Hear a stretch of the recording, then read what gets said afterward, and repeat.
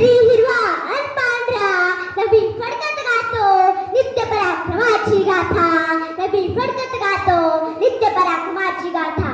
आजच्या कार्यक्रमाचे अध्यक्ष गुरुजन वर्ग व माझ्या बाल मित्रांनो, प्रथमतः आपल्या सर्वांना स्वातंत्र्य दिनाच्या खूप खूप शुभेच्छा। भारत मातेला स्वातंत्र्य मिळवून देण्यासाठी आपल्या प्राणाची आहुती देणाऱ्या थोर शूरवीरांना कोटी कोटी प्रणाम करून व भारत मातेला वंदन करून मी आरव विजय कराळे इयत्ता तिसरी माझ्या मनोगतास सुरुवात करतो।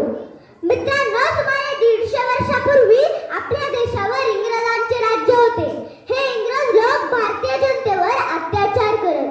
जनतेला तेव्हा कोणतेही स्वातंत्र्य नव्हते।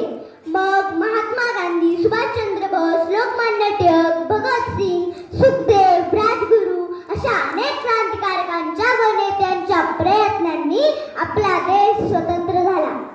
खरं तर अनेक ज्ञात अन्यात स्वतंत्र सैनिकांच्या बलिदानाने, धगधगत्या राष्ट्रप्रेमाने व अनेक महान विभूतींच्या त्यागाने आपला देश स्वतंत्र झाला।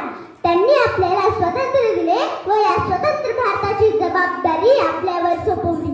मग आपण स्वतःला विचारले पाहिजे, आपण आपल्या देशासाठी काय करतो?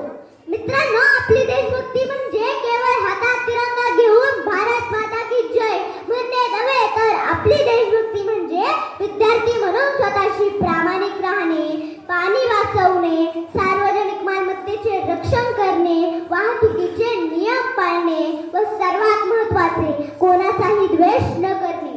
आज आपला देश तंत्रज्ञानात प्रगती करत आहे, जग बदलत आहे, पण तरीही आपण एक गोष्ट लक्षात ठेवली पाहिजे, तंत्रज्ञान कितीही आधुनिक झाले तरी माणूस जुनाट होता कामा नये। आपल्याकडे स्मार्टफोन असावा, पण त्यापेक्षा आपले विचार स्मार्ट असावेत।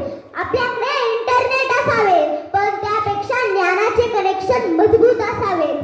जात, धर्म, भाषा या पलीकडे जाऊन आपण सर्वजण एक आहोत, आपण भारतीय आहोत ही भावना जपली पाहिजे।